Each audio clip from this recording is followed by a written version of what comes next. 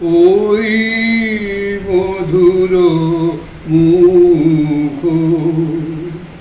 জাগে মনে, ভুলিব না এ জীবনে। ওই মধুর মুখ কি স্বপনে, কি জাগরণে, ওই মধুর মুখ।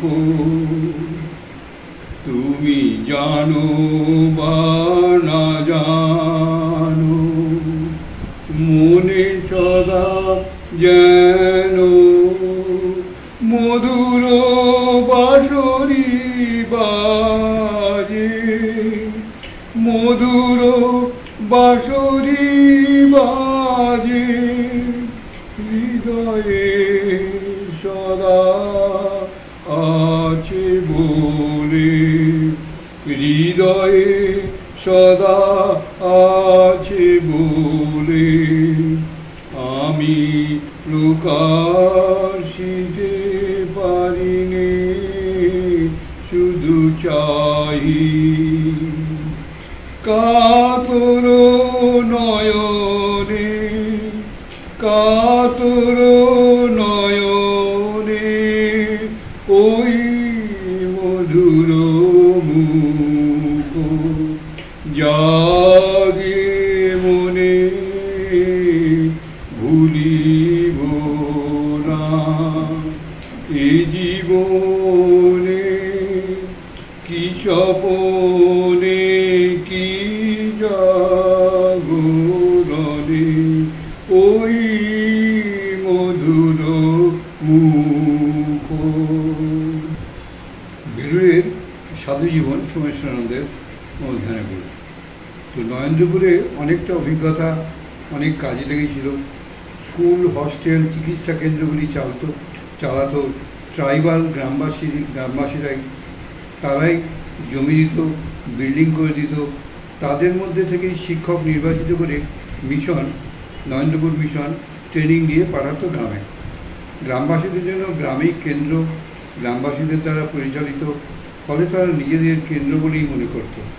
গ্রামীণ শিক্ষা ও স্বাস্থ্যকেন্দ্রগুলিতে কোনো ভৃত্য নয়, গ্রামবাসীরাই পরিষ্কার করত। ছাত্রছাত্রীরা ক্লাসরুম ঝাঁট দিত, চেয়ার টেবিল সাজিয়ে রাখত। সব গ্রামীণ স্কুলগুলির শিক্ষক শিক্ষিকাদের জন্য প্রতি বছর ট্রেনিং হতো 2 সপ্তাহের জন্য। চেরাপুঞ্জিতে ডিসেম্বর জানুয়ারিতে লম্বা শীতের ছুটি। ছাত্রছাত্রীরা হস্টেল থেকে নিজের নিজের গ্রামে চলে যেত। চেরাপুঞ্জির ছাত্রাবাসে থাকতেন আমন্ত্রিত শিক্ষক শিক্ষিকারা। তারাই রান্নাবান্না করতেন হস্টেলের রান্নাঘরে। সারাদিন ক্লাস চলত। সন্ধ্যার সময় সাংস্কৃতিক আসর, নাচ, গান, নাটক এবং সিনেমা। গোবিন্দ মহারাজ স্বামী গোকুলানন্দ ছিলেন আশ্রমের সেক্রেটারি, খুবই কর্ম। রামকৃষ্ণ কথামৃতের অনুবাদ করেছিলেন খাসি ভাষায়। আশ্রমের প্রকাশন কেন্দ্র ছিল। পরে প্রিন্টিং প্রেস হয়। মোটা শরীর নিয়ে তত্তর করে পাহাড়ে উঠে যেতেন হেঁটে। আমি প্রায় পিছিয়ে পড়তাম। আর ছিলেন বিশ্বনাথ মহারাজ, নাম হচ্ছে স্বামী শান্ত রূপানন্দ, পরে আমেরিকায় যান বদলি হয়ে। ট্রেনিং সেন্টারেও আমরা একসঙ্গে ছিলাম। চেরাপুঞ্জিতে হাই স্কুলে হেডমাস্টার ছিলেন, আর গুগল মহারাজ ছিলেন ব্রহ্মচারী। তিনজনেই খাসি ভাষায় কথা বলতে পারতেন। আমি ভাঙা ভাঙা খাসি ভাষায় বলতাম।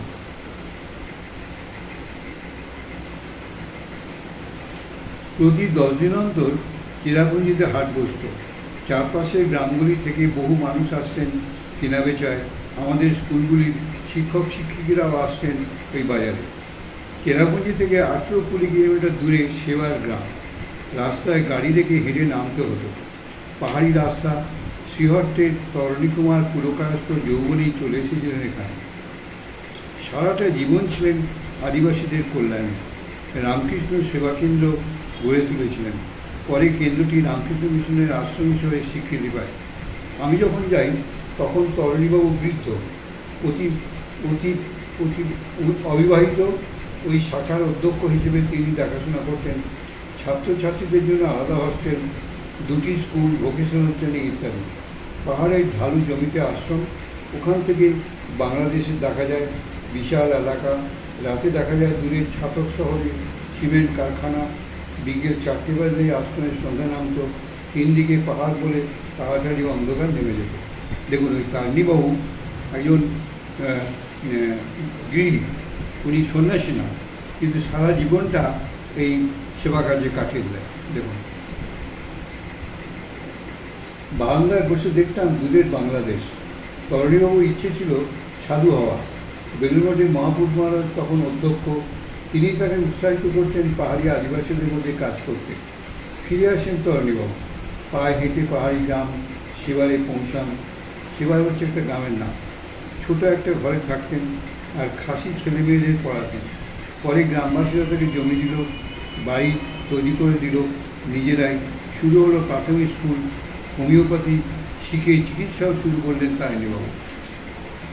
এই সময় চেরাপুঞ্জি থেকে 50 কিলোমিটার দূরে পাহাড়ি নদী।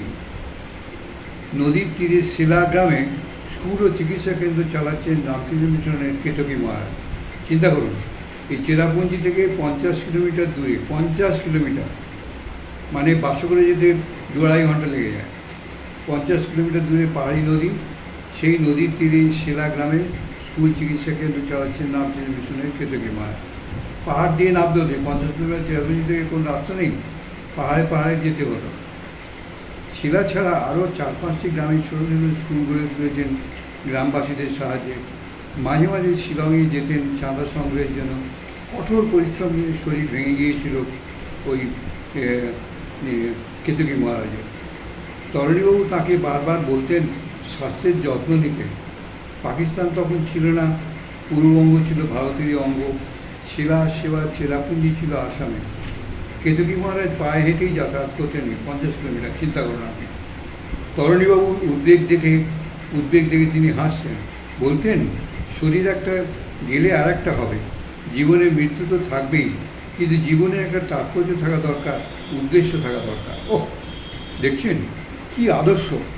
আমরা তার ধারে কাছে যাই না, আর এগুলো সাধারণ মানুষ কানে পৌঁছেও না, অসভ্যতা করে বেড়াচ্ছি আমরা। বুঝতে পারছেন কি? দেখুন কত গুণের মহারাজ, নিজের কোনো প্রয়োজন নেই, কোনোরকম খেয়ে পরে বেঁচে আছেন, এই পর্যন্ত সেবা করে যাচ্ছেন, শিব জ্ঞানে জীব সেবা করে যাচ্ছেন। হ্যাঁ, কী বলছেন শুনছেন? তারিণীবাবু যখন বলছেন শরীরের যত্ন নেন, তখন বলছেন শরীর একটা গেলে আর একটা হবে, জীবনের মৃত্যু তো থাকবেই, কিন্তু জীবনের একটা তাৎপর্য থাকা দরকার, উদ্দেশ্য থাকা দরকার। এই হচ্ছে স্বামীজির আদর্শকে মেনে নেওয়া বা আন্তরিকভাবে ভালোবেসে সেটাকে গ্রহণ করা।